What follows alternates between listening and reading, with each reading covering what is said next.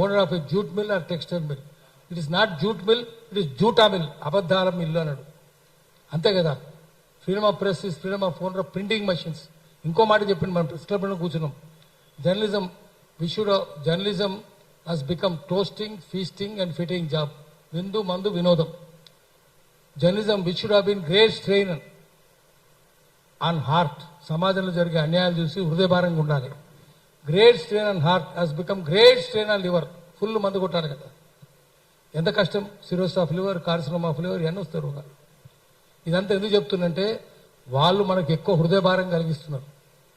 జనం సమస్యలు పట్టించుకుంటున్నారు. వాళ్ళకి హృదయభారం లేదు, వాళ్ళకి కాలేయ భారం అయింది. ఇంత జరుగుతుంటే ఒక్క పత్రిక రాయదు, ఏ పత్రిక రాయదు. ఆఖరి సోషల్ మీడియానే. రఘులాంటి వాళ్ళు పోయి అరెస్ట్ అయినా కూడా గట్టిగా ఎదిరించి, పోలీసులతో తగాదపడి, కలెక్టర్తో తగాదపడి, చెక్కు చెదర ధైర్యం పోయి చేసి, ఇట్లాంటి ధైర్యస్తులే కదా వాళ్ళు. అట్లా కాదు కదా. యజమాని ఏది చెప్తే అది చేస్తారు. యజమానులు రాజకీయ నాయకులు ఏది చెప్తే అది చేస్తారు. తుమ్మల నాగేశ్వరరావు ఏది చెప్తే రామోజీరావు శిరోధార్యం, ఇంకోటి ఉండదు కదా. అందుకని మనం ఉన్నది చెప్పాలి. దానికి పత్రికలు ఏం చేస్తాయి, రాజకీయ నాయకులు ఏం చేస్తారు? రండి, ముందుకు రండి. అది మనం ఒక చిన్న చెప్తా. సత్యము అసత్యము. ఇక్కడ మేము చెప్పింది సత్యాలు, అసత్యాలు, అర్ధ సత్యాలు. ఎందుకు పెట్టినామంటే ఎపిస్టెమాలజీ అని ఒక శాస్త్రం ఉంది. ఎపిస్టెమాలజీ అంటే సత్య శోధన శాస్త్రం. సత్యాన్ని పట్టుకోవాలంటే you have to get to truth, you have to separate its enemies from truth. సత్యానికి శత్రువు నుంచి సత్యాన్ని విడదీస్తే సత్యం దొరుకుతుంది. లేకపోతే అన్ని శత్రువులు ఎట్లుంటారు, అట్లనే ఉంటారు, సత్యం లాగానే ఉంటారు. ఏది సత్యమో, ఏది అసత్యమో, ఏది అర్ధ సత్యమో తెలియదు. శత్రువులు ఎవరెవరంటే పత్రికలు అదే చేస్తున్నారు, రాజకీయ నాయకులు అదే చేస్తున్నారు. సత్యం తెలియకుండా కుట్రలు చేస్తున్నారు, జనాన్ని మోసం చేస్తున్నారు, మభ్య పెడుతున్నారు. ఏమేం చేస్తున్నారు, ఏమేం ట్రూత్, సత్యాలు ఏమేమి శత్రువులు అంటే, first lies are enemies of truth. అబద్ధాలు అవి మోసపూరితమైనవి, లైస్ ఆర్ మిస్చివస్. రెండవది అన్ట్రూత్, అసత్యం. అది అమాయకత్వం, చిన్నపిల్ల ఇన్నోసెంట్, చిన్నపిల్లలు చెప్పేది. తూర్పు ఏంటంటే వాడు పడమలు చూపిస్తారు, దాంట్లో మోసం ఉందా? అమాయకత్వం కదా, అది అన్ట్రూత్. అది ఇంకోటి of truth is worse than both. ఈ రెండింటికంటే ప్రమాదం అర్ధ సత్యం. ఈ తర్వాత ప్రీవారికేషన్. ఇప్పుడు అవసరం చెప్పాలి, అడిగిన సమయంలో చెప్పకుండా రేపు చెప్తా, ఎల్లుండి చెప్తా అని వాయిదా వేసుకుంటూ పోతుంది. ప్రీవారికేషన్. డిస్టార్షన్, అది కూడా ఒక శత్రువు. ఇంకొక శత్రువు ఏంటంటే సాఫిస్ట్రీ. సాఫిస్ట్రీ అంటే మేధావి, అతి తెలివైనడు. వాడు పెద్ద శత్రువు సత్యానికి.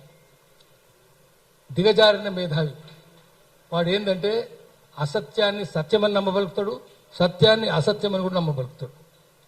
అది సాఫిస్ట్, డీజనరేట్ సాఫిస్ట్ అంటారు. అంటే దిగజారిన మేధావులు. అందరు మేధావులే. తెలంగాణ ఎవరు తెచ్చినట్టే మేధావులు ఏం చెప్పారు?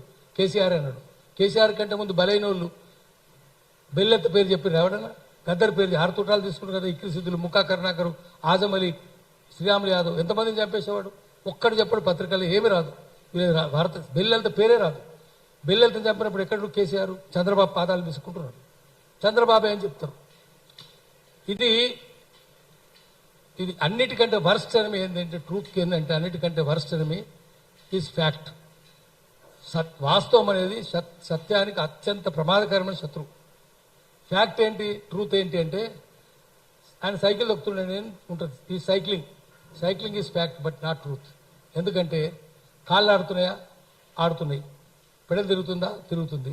చైన్ తిరుగుతుందా? తిరుగుతుంది. చక్రం తిరుగుతుందా? తిరుగుతుంది. దమ్ము తీస్తున్నాడా? తీస్తున్నాడు. ఆయాసపడుతున్నాడు, రోపుతున్నాడు, చెమట కక్కుతున్నాడు. ఇవన్నీ వాస్తవమే కానీ సత్యం కాదు. ఎందుకంటే ఆయన స్టాండేజ్ సైకిల్ దొక్కుతున్నాడు. ఎక్కడ పోతుంది స్టాండేజ్ సైకిల్ దొక్కితే? ముందుకు పోదు కదా. ఇక నడుస్తున్నాడు, బాగా నడుస్తున్నాడండి. ఎక్కడ నడుస్తున్నాడు? ట్రెడ్మిల్ మీద నడుస్తున్నాడు. ముందుకు పోతాడు ఆయన. నడకెట్లయితుంది అది? అందుకని ఈ ఇన్నిటిని సపరేట్ చేయాలి. అందుకనే మేము శీర్షిక పెట్టినాం, సత్యాలు, అసత్యాలు, అర్ధ సత్యాలు. సత్యానికి ఇంతమంది శత్రువులు ఉన్నారు కదా. ఆ శత్రువులు ఎవరెవరంటే తుమ్మల నాగేశ్వరరావు పెద్ద శత్రువు.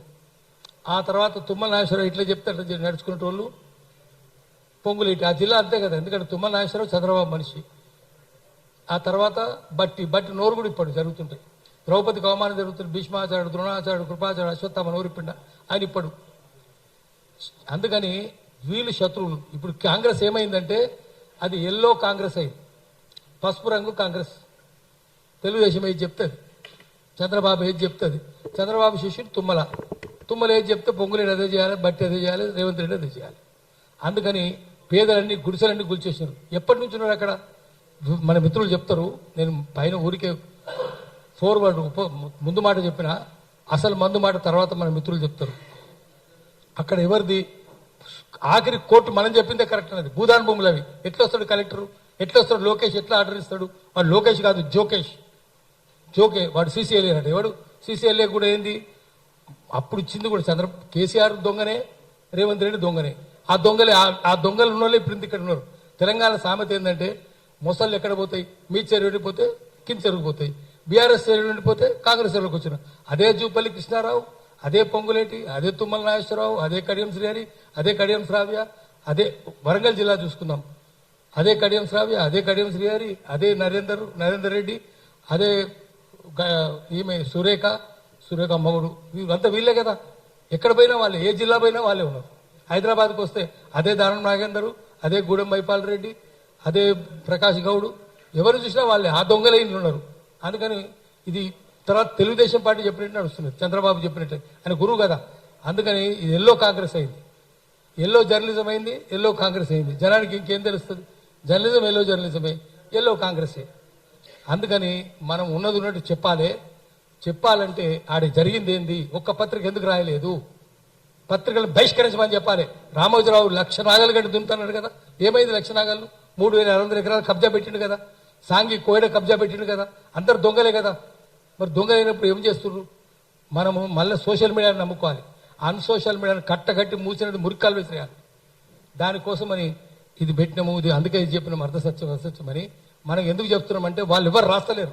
రాయని వాళ్ళ పరువు కూడా తీయాలి కదా. నువ్వు ఎవరితో కుమ్మక్కైనవరా? దొంగల సదులు ముస్తున్నావురా? గల్లబట్టి అడగాలి కదా. ఎవరు రాడు. హైదరాబాద్ నుంచి పోయి వెలుగుమట్టిలో తీస్తారు. లోకల్ రమ్మంటే ఒక్కడు రాడు. సోషల్ మీడియా రమ్మంటే ఇట్లొచ్చి అట్లా వెళ్ళిపోయిండు ముఖం చూపించి.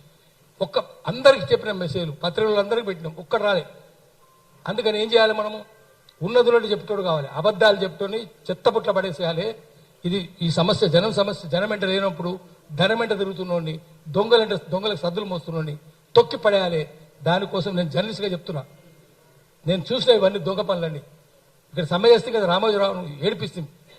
అందుకని మనం ఇప్పటి నుంచి జనం వెంట ఉండే మీడియాను, ఇట్లాంటి వాళ్ళని పట్టుకుందాము, వీళ్ళనే ముందు పెడదాం. మనం అందరూ వీళ్ళకి అండగా ఉండాలి.